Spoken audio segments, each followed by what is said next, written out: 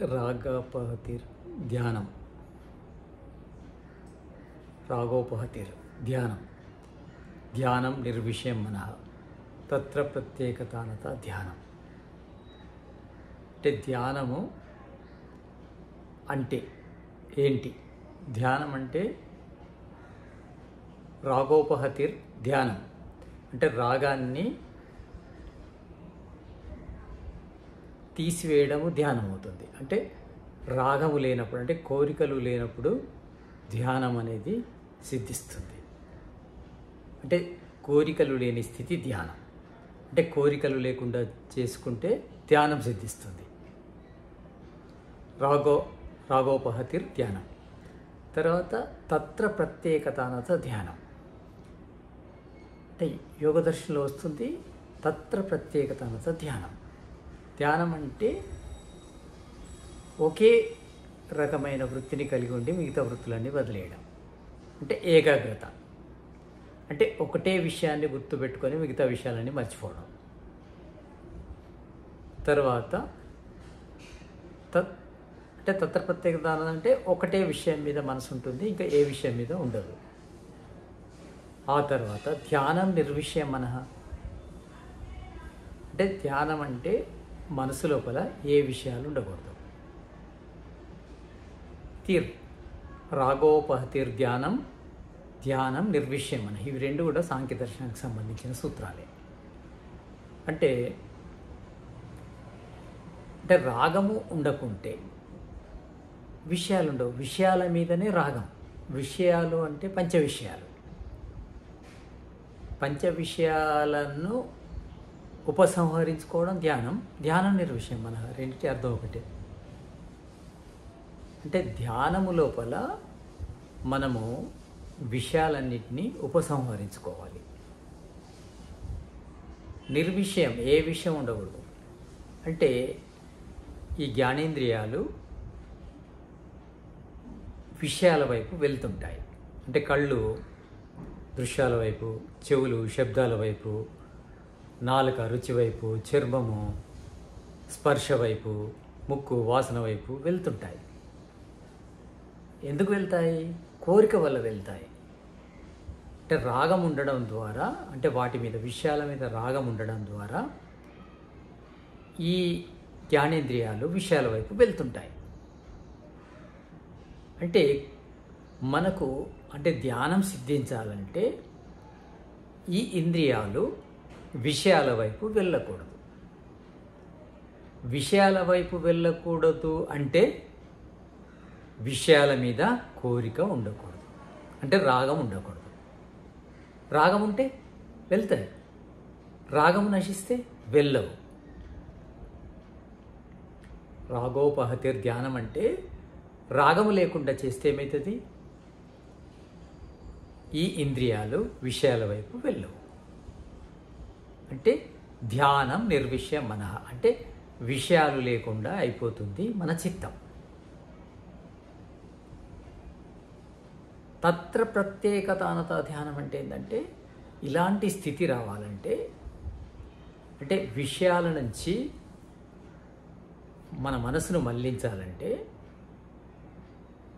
ఒకే ఒక విషయం పైన మనసును కేంద్రీకరించాలి. అంటే మనము ఏకాగ్రత స్థితికి చేరుకోవాలి. అంటే ధ్యానము ఎందుకంటే ధ్యానము సమాధి కోసం, సమాధి స్థితి కోసం. సమాధి స్థితి అంటే చిత్తం యొక్క శుద్ధ సాత్విక స్థితి. అంటే శుద్ధ సాత్వికంగా ఉన్నప్పుడు చిత్తము విషయాలనేటి ఉన్నట్టు అర్థమవుతాయి.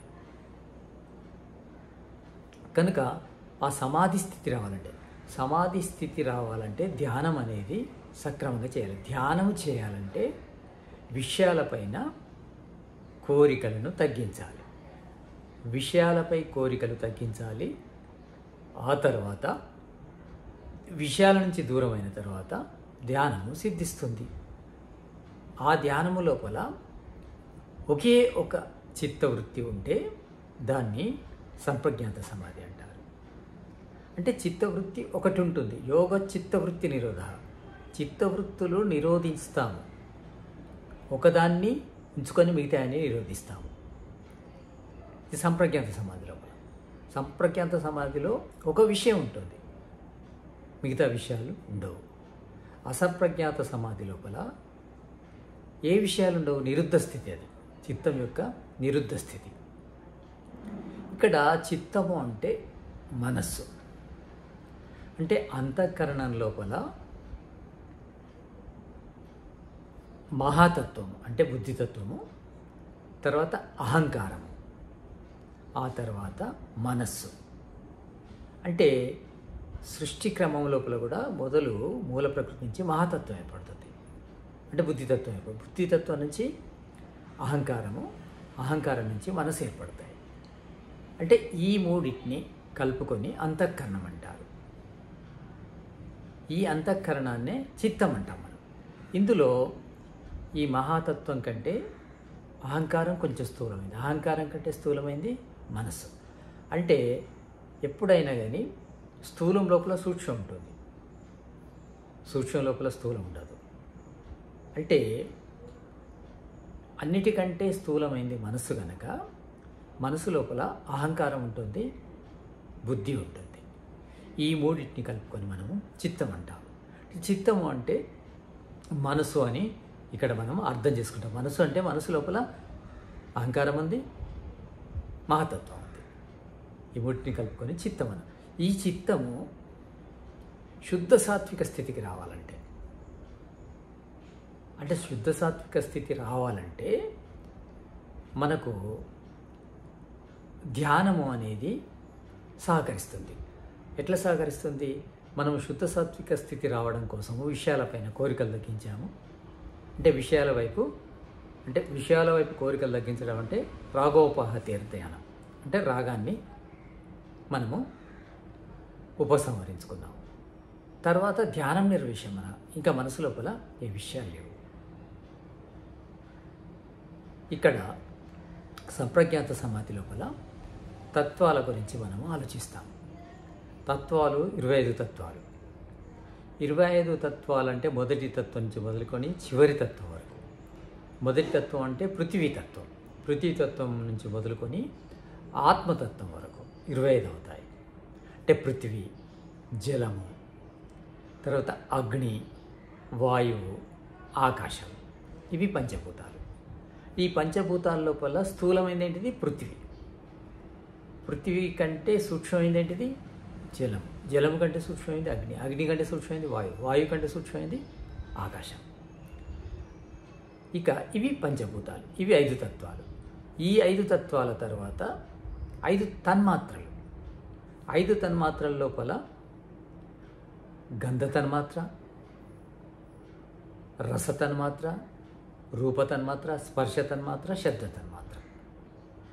అంటే ఈ పంచభూతాల తర్వాత పంచతన్మాత్రలు కూడా 5 తత్వాలు, అంటే 10 తత్వాలైనవి. అంటే సంప్రజ్ఞాత సమాధి లోపల పృథ్వీతత్వం మొదలుకొని సమాధి స్థితి అనేది లభిస్తూ ఉంటుంది. తర్వాత తన్మాత్రల తర్వాత కర్మేంద్రియాలు, 5 కర్మేంద్రియాలు. 5 కర్మేంద్రియాలు ఏంటి? పాణి, పాదు. పాణి అంటే చేతులు, పాణి. పాదాలు అంటే కాళ్ళు. వాణి మొదలు, వాణి, పాణి, పాద. తర్వాత ఉపస్థేంద్రియం, మలేంద్రియం. పాయు, ఉపస్థ. పాయు అంటే మలేంద్రియం, ఉపస్థేంద్రియం అంటే మూత్రేంద్రియం. ఇవి కర్మేంద్రియాలు. వాణి, పాణి అంటే చేతులు. వాణి అంటే వాక్కు, నోరు. పాణి అంటే చేతులు. పాద అంటే కాళ్ళు. పాయు అంటే మలేంద్రియం. ఉపస్థేంద్రియం అంటే మూత్రేంద్రియం. ఇవి 5 కర్మేంద్రియాలు.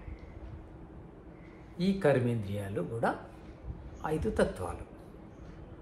5 భూతాలు, 5 సూక్ష్మభూతాలు అంటే 5 తన్మాత్రలు, తర్వాత 5 కర్మేంద్రియాలు అంటే 15, ఆ తర్వాత 5 జ్ఞానేంద్రియాలు.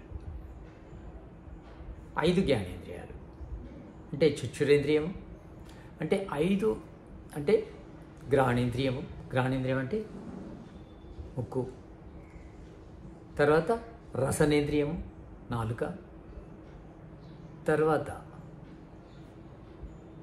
ఇది చక్షురేంద్రియం, ఆ తర్వాత స్పర్శేంద్రియం, ఆ తర్వాత శ్రోత్రేంద్రియం. ఇవి 5 జ్ఞానేంద్రియాలు. ఈ 5 జ్ఞానేంద్రియాలు అంటే 5 భూతాలు, 5 తన్మాత్రలు, 5 కర్మేంద్రియాలు, 5 జ్ఞానేంద్రియాలు. ఇవి 20 తత్వాలు అయిపోయాయి. ఇక ఆ తర్వాత వచ్చేది మనస్సు. మనస్సు ఒక తత్వం, 21 అయిపోయినాయి.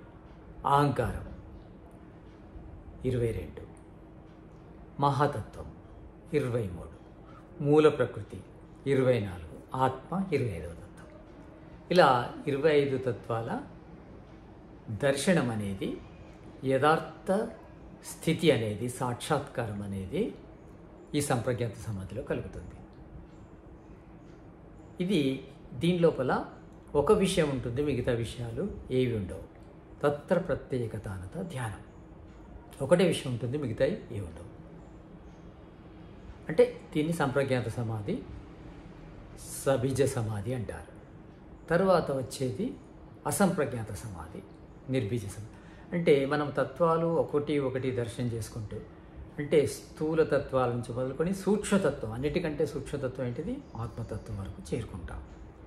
ఈ ఆత్మతత్వము తర్వాత పరమాత్మతత్వం తెలుస్తుంది, దాన్ని అసంప్రజ్ఞాత సమాధి. అక్కడ ఎలాంటి చిత్తవృత్తి ఉండదు, ఒక వృత్తి కూడా ఉండదు. అసంప్రజ్ఞాత సమాధి లేదా నిర్బీజ సమాధి అంటారంటే ఎలాంటి చిత్తవృత్తి ఉండదు, అంటే చిత్తము నిరుద్ధ స్థితిలో ఉంటుంది. అప్పుడు ఆత్మ స్వయంగా తన లోపల పరమాత్మను దర్శిస్తుంది. అంటే ధ్యానం యొక్క ఉద్దేశము ఇది, ధ్యానం యొక్క ప్రయాణం ఇది. అంటే ధ్యానము సమాధిగా మారాలంటే మొదలు కోరికలను నిరోధించాలి. గౌతమ బుద్ధుడు కూడా అదే చెప్తాడు కదా. అంటే కోరికలు దుఃఖానికి కారణం. అంటే కోరికలు ఉన్నప్పుడు మనము ఇంద్రియాలను విషయాల వైపే ఉంచుతాం. దానివల్ల ఏమవుతుంది, విషయాల వల్ల సుఖము దుఃఖము 2 రకాల ప్రాప్తి జరుగుతూ ఉంటుంది. కేవలం సుఖం లభించదు, దుఃఖం కూడా లభిస్తుంది. అందుకే యోగశాస్త్రం లోపల యోగ చిత్తవృత్తి నిరోధన, చిత్తవృత్తులు నిరోధించాలి. అంటే చిత్తానికి సంబంధించిన ఏ వృత్తి ఉన్నా కానీ అది ఆ వృత్తుల లోపల మనను ఉంచేసి, అంటే వృత్తి సారూప్యం ఇతరత్ర, అంటే ఏ వృత్తినైతే మనం పొందుతామో చిత్తం ద్వారా దాన్నే మన స్వరూపం అనుకుంటాం.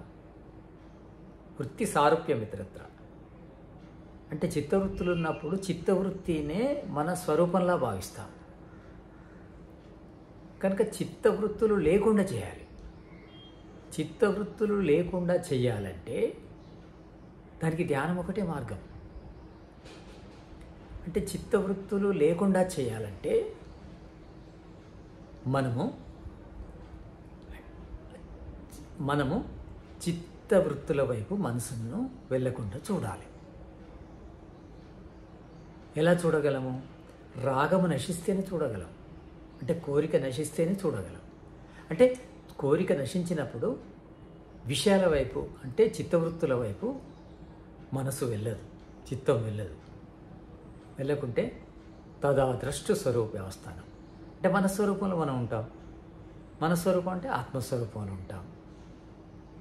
అంటే ఆత్మస్వరూపంలో ఎందుకు ఉండాలి? ఆత్మస్వరూపములో ఉన్నప్పుడే పరమాత్మ దర్శనం అవుతుంది. పరమాత్మ దర్శనం మాత్రమే సంపూర్ణ శాశ్వత ఆనందాన్ని ఇస్తుంది.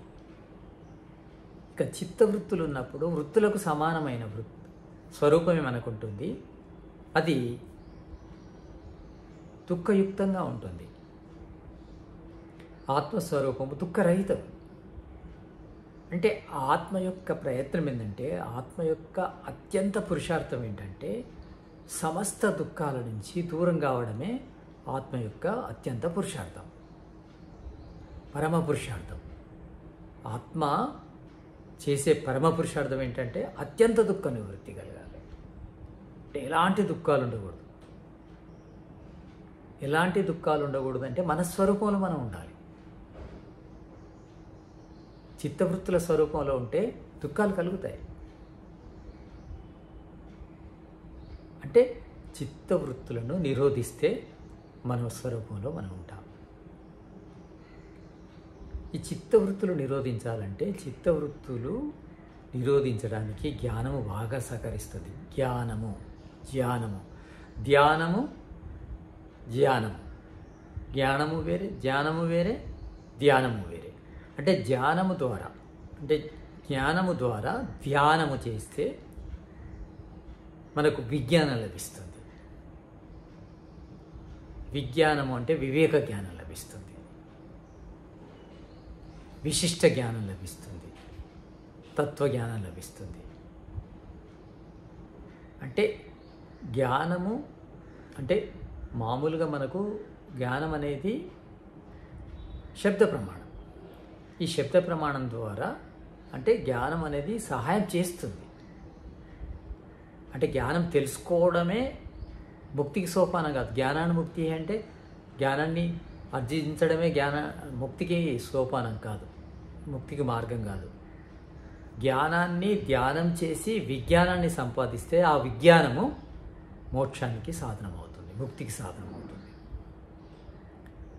అంటే మనము అంటే జ్ఞానము లేకుండా ధ్యానము చేయలేము, ధ్యానము లేకుండా విజ్ఞానం రాదు.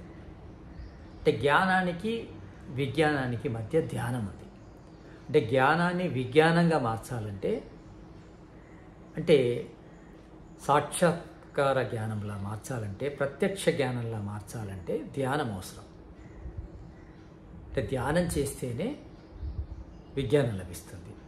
కానీ ధ్యానం చేయాలంటే జ్ఞానం కావాలి. జ్ఞానం అనేది చాలా ముఖ్యం. ఆ జ్ఞానము ధ్యానం ద్వారా విజ్ఞానం అయిపోయి ఆ విజ్ఞానమే విద్య. అంటే అవిద్యను దూరం చేస్తుంది. విజ్ఞానం అవిద్యను దూరం చేస్తుంది. అంటే ఎవరైతే జ్ఞానాన్ని పొంది ధ్యాన సాధన చేస్తారో వాళ్లకు విజ్ఞానం లభిస్తుంది, అంటే విద్య లభిస్తుంది. విద్య లభిస్తే అవిద్య దూరం అవుతుంది. అవిద్యనే దుఃఖానికి మూలం, అవిద్యనే క్లేశాలకు మూలం. అంటే క్లేశాలు 5 రకాలు: అవిద్య, అస్మిత, రాగము, ద్వేషము, అభినివేశం. అంటే అవిద్య ఉంటేనే అస్మిత ఉంటుంది, రాగం ఉంటుంది, ద్వేషం ఉంటుంది, అభినివేశం ఉంటుంది. అంటే అవిద్య దూరం అయితేనే ఈ క్లేశాలన్నీ దూరం అవుతాయి. క్లేశము అంటే ఏంటి? అర్థమే. దాని అర్థం ఏంటిది? కష్టం. క్లేశం అంటే కష్టం కలిగించేటి. అంటే అవిద్య, అస్మిత, రాగము, ద్వేషం, అభినివేశం ఆత్మకు కష్టాన్ని కలిగిస్తుంటాయి. వీటిని దూరం చేయాలి. అవిద్య దూరం అయితే మిగతా 4 దూరం అయిపోతాయి. అవిద్య దూరం కావాలంటే విద్య కావాలి. విద్య ఎలా వస్తుంది? ధ్యానం వల్ల వస్తుంది. ధ్యానము చేయాలంటే జ్ఞానం ఉండాలి. అంటే జ్ఞానము సంపాదించుకుంటూ ధ్యానము చేస్తూ విజ్ఞానాన్ని పొందితే ఆ విజ్ఞానం లోపల, విజ్ఞానం అనే వెలుగు లోపల మనకు 25 తత్వాల దర్శనం అనేది లభిస్తుంది. ఆ విధంగా మనము ధ్యానం చేయాలి. ధ్యానము అంటే ధ్యానానికి ముఖ్యమైన సాధనం ఏంటంటే రాగము నుంచి దూరం చేయాలి. రాగాన్ని తగ్గించిన కొలది మన లోపల ధ్యానము అనేది సిద్ధిస్తుంటుంది. ఈ రాగాన్ని తగ్గించడానికి జ్ఞానమే కావాలి. జ్ఞానము రాగాన్ని తగ్గిస్తూ ధ్యానానికి సహకరిస్తుంది. ఇటు రాగాన్ని తగ్గిస్తుంది, జ్ఞానము రాగాన్ని తగ్గిస్తుంది, ధ్యానానికి సహకరిస్తుంది. కనుక జ్ఞానాన్ని ఆర్జిస్తూ, జ్ఞానము అంటే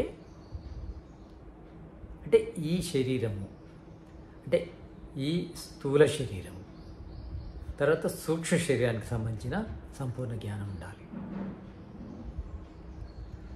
స్థూల శరీరము పంచభూతాలతో నిర్మించబడింది, అంటే 5 తత్వాలు కవర్ అవుతాయి. తర్వాత సూక్ష్మ శరీరము, ఆ లోపల ఉన్న తత్వాలు అన్నీ 25 అవుతాయి. అంటే ఈ 5 లోపల 20 తత్వాలు ఉన్నాయి. అంటే ఈ 5 తత్వాలతో కూడిన స్థూల శరీరము, ఇంకా మిగతా 20 తత్వాలతో కూడిన అంతఃశరీరం గురించి మనకు అవగాహన ఉండాలి. అంటే మనం ఆత్మ ఈ 2 శరీరాలకు, స్థూల శరీరానికి సూక్ష్మ శరీరానికి, అంటే ఈ 24 తత్వాల నుంచి వేరుగా ఉంటుంది. లోపల ఉన్న 19 తత్వాలు, పైన ఉన్న ఈ 5 తత్వాలు, అంటే 5 భూతాలతో నిర్మించబడింది కదా ఈ శరీరం. ఈ స్థూల శరీరము తర్వాత లోపలున్న 19 తత్వాలు నుంచి వేరుగా ఉంటుంది 25వ తత్వమైన ఆత్మ. అంటే ఈ 24 తత్వాల గురించి అర్థమైతే 25వ తత్వము అదే అర్థమైపోతుంది, అదే ఆత్మతత్వం. ఆత్మతత్వము అర్థమైతేనే, అంటే ఈ 25 తత్వాలకు వేరుగా ఉండేది పరమాత్మతత్వం. ఈ 24 తత్వాల ద్వారా ఆత్మను తెలుసుకోగలిగామే కానీ పరమాత్మను తెలుసుకోవాలంటే ఈ 24 తత్వాల అవసరం లేదు. ఈ 24 తత్వాల అవసరము సంప్రజ్ఞాత సమాధి. 25 తత్వం ఆత్మను తెలుసుకున్న తర్వాత సంప్రజ్ఞాత సమాధి ఉండదు అక్కడ. అసంప్రజ్ఞాత సమాధి అంటే చిత్తవృత్తుల నిరోధం, పూర్తిగా నిరోధం జరుగుతుంది, నిరుద్ధ స్థితి. అంటే ఆత్మ మాత్రమే పరమాత్మను తెలుసుకోగలదు. అంటే మనము జ్ఞానం ద్వారా మాత్రమే ఈ ప్రయాణం చేయగలం. జ్ఞానం అనేది మనకు ఒక డైరెక్షన్ ఇస్తుంది, ఒక నిర్దేశాన్ని సూచిస్తుంది. అంటే మనకు జ్ఞానము ఒక ప్లాన్ ఇస్తుంది. దాని ద్వారా మనం ప్రయత్నం చేసి, జ్ఞానము, కర్మ, ఉపాసన. అంటే జ్ఞానము అంటే మనం జ్ఞానాన్ని కర్మరూపంలో మార్చితే అది ఉపాసనను కలిగిస్తుంది. ఆ ఉపాసన నుంచి విజ్ఞానం వస్తుంది. జ్ఞాన, కర్మ, ఉపాసన, విజ్ఞానం. అంటే జ్ఞానం ద్వారా కర్మ చేస్తాం, కర్మ ద్వారా ఉపాసన సిద్ధిస్తుంది, ఉపాసన ద్వారా విజ్ఞానం సిద్ధిస్తుంది. అందుకే వేదాలు కూడా ఋగ్వేదము, యజుర్వేదము, సామవేదము, అథర్వవేదం. అంటే ఋగ్వేదం ఏంటిది? జ్ఞాన కాండ. యజుర్వేదము కర్మకాండ. సామవేదము ఉపాసన కాండ. తర్వాత అథర్వవేదము విజ్ఞానకాండ. అంటే జ్ఞానము ఋగ్వేదం, కర్మ యజుర్వేదము, ఉపాసన సామవేదము, విజ్ఞానము అథర్వవేదం. ఇలా వేదాలు కూడా 4. మనం చేయవలసింది కూడా ఇవే 4 పనులు. జ్ఞానాన్ని సంపాదించుకొని కర్మ చేస్తూ ఉపాసన స్థితి ద్వారా విజ్ఞానాన్ని పొందాలి. ఇదే మానవ జన్మ యొక్క ముఖ్య ఉద్దేశం. అంటే శరీరం ఆరోగ్యంగా ఉంటే మెదడు ఆరోగ్యంగా ఉంటుంది. మెదడు ఆరోగ్యంగా ఉంటే ఈ జ్ఞానము, కర్మ, ఉపాసన, విజ్ఞానం అనేది నిర్విఘ్నంగా చేయగలము. నిర్విఘ్నంగా చేయాలంటే ఆరోగ్యం ఉండాలి. ఆరోగ్యముతో కూడిన శరీరం లోపల ఆరోగ్యవంతమైన మస్తిష్కం ఉంటుంది. ఆ మస్తిష్కానికి మాత్రమే జ్ఞాన, కర్మ, ఉపాసన, విజ్ఞానము పొందే అర్హత.